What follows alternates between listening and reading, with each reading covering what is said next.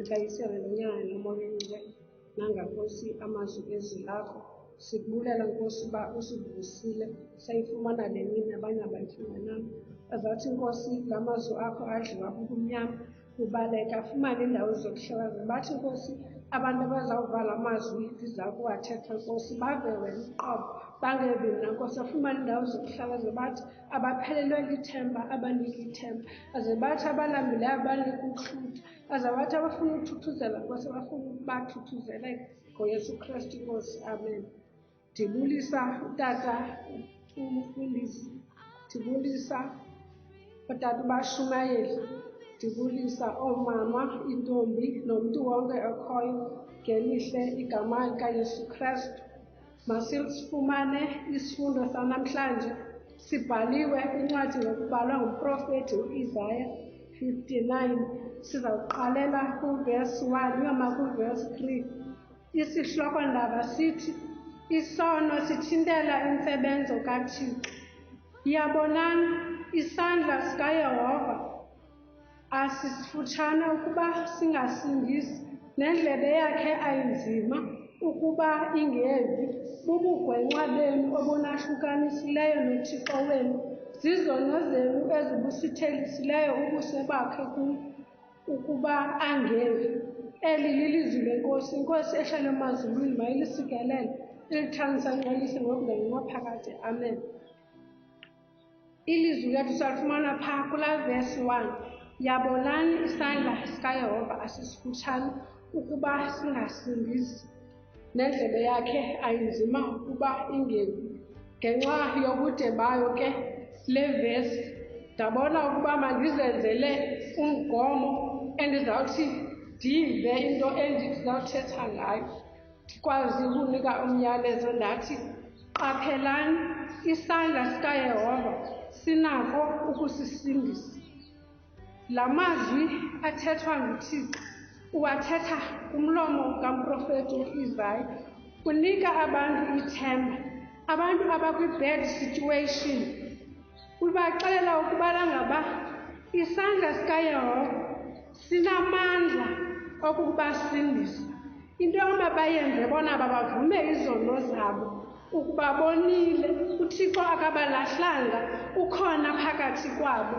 Aphinde uThixo athethe apha ngomlomo kaIsaya kuvesi 43 verse 9. Uthi uThixo, I will form new things.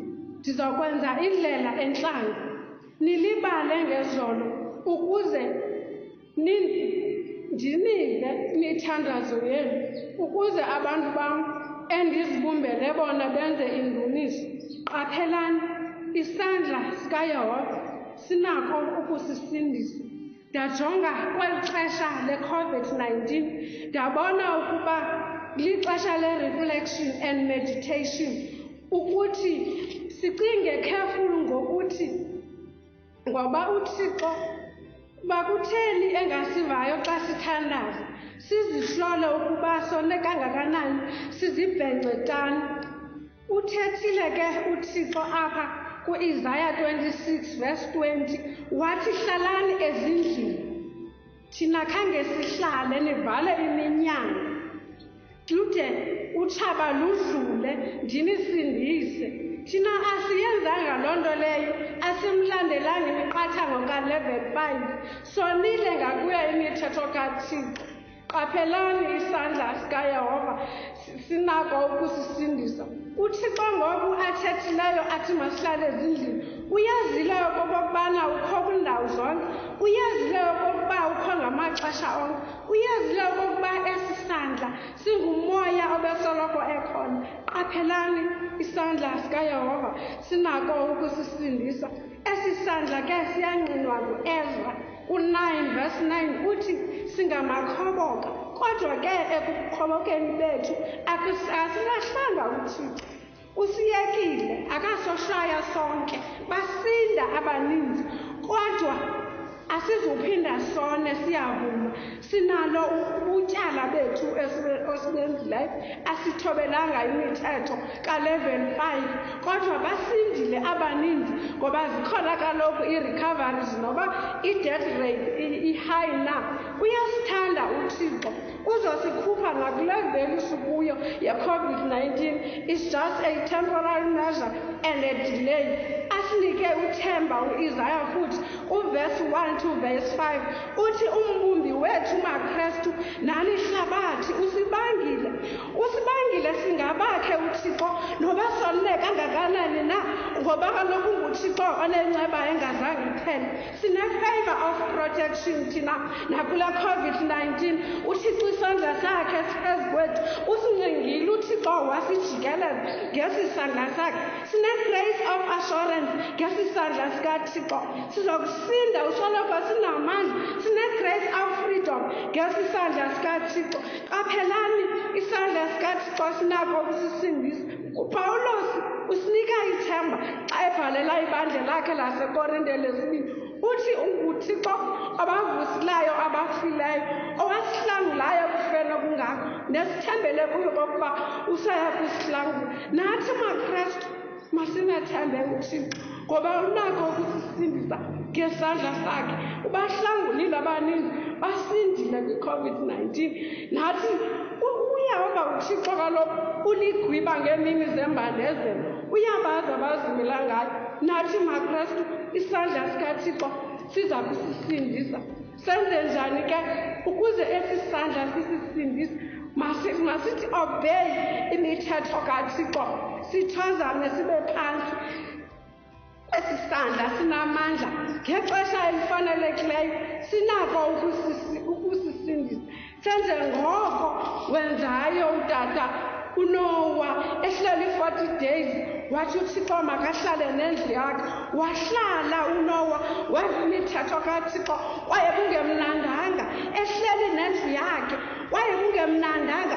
Masihlale nathi nakulo level 5 nokokuba imeko sithini, isandla sikayehova sinako usisindisa. Siphinde silibale ngezolo, sisuse imiqobo kwiphasi yethu, sibe yi-unit, silwe ne-COVID-19 ukuze uThixo asiphendule. Sithi let bygones be the bygones, sibe ne-relationship noGod. uThixo nguThixo wethu, uyaphila, sikholelwa kuye. Siqale sikholelwe kuqala kuThixo ukuze asisindise, siguquke ukuze isandla sakhe nakwi-COVID-19 sisisindise. Thina ke njengamamethod sithi abantu bonke bamele ukuba basindiswe, babe ne-eternal life nakule COVID-19. Noba si-infected na, qaphelani, isandla sikayehova sinako ukusisindisa. Kaloku uThixo yena usithembisile ngomprofethi uJeremiya 31 verse 1 to 3. Uthi uThixo uzophinde asakhe nakule COVID-19. Sizawusurvive i-future yethu ayivalekanga nakule pandemic. God is in control.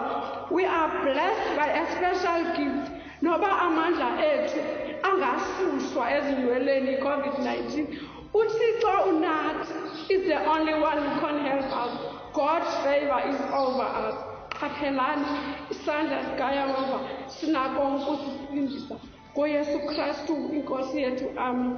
Nanga Nkosi amazwi wakho makafumane indawo Nkosi, asebenze enze umsebenzi wazo, aqale ezinkokheli zethu zebandla, aye ezinkokhelini zethu zesizwe. Sebenza Nkosi ngesandla sakho esinamandla Thixo, sebenza kubantu bonke Nkosi, usebenze Nkosi ezibhedlele Nkosi, usebenze kwi-professional, kwi-frontliners, usebenze Nkosi kwi-scientists velise iyeza nokusinyanga Nkosi kwesifo. Thomalalisa Thixo, siyindwalo yakho encinalayo, sinqolela Thixo uhlala kwisandla sakho esinamandla ukuze sisinde nakule COVID-19 ngoYesu Kristu Nkosi, amen.